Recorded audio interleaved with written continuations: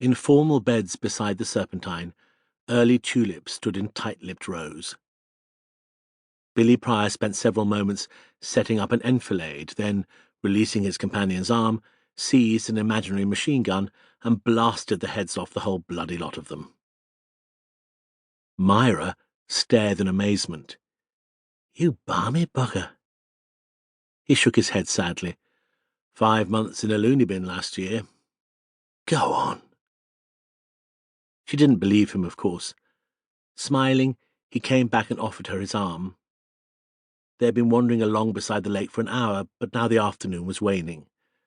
A coppery light, more like autumn than spring, slanted across the grass, turning the thorn twigs of rose bushes into strips of live electric filament that glowed reddish in the dusk.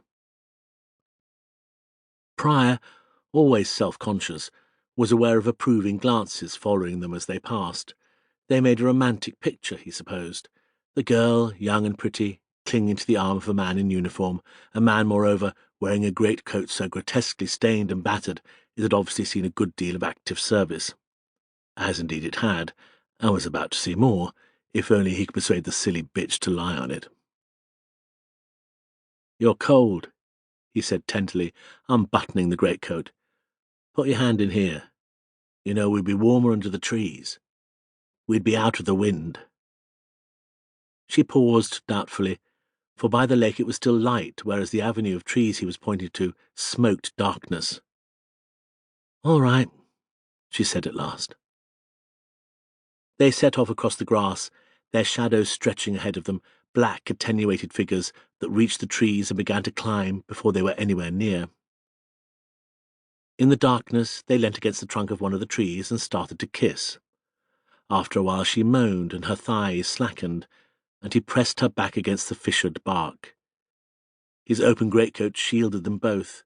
Her hands slid round him, underneath his tunic, and grasped his buttocks, pulling him hard against her. She was tugging at his waistband and buttons, and he helped her unfasten them, giving her free play with his cock and balls. His hands were slowly inching up her skirt. Already he'd found the place where the rough stockings gave way to smooth skin. "Shall we lie down?" Her hands came up to form a barrier. "What in this? You'll be warm enough. I bloody won't. I'm nithered now." To emphasize the point, she pressed her hands into her armpits and rocked herself. "All right," he said, his voice hardening.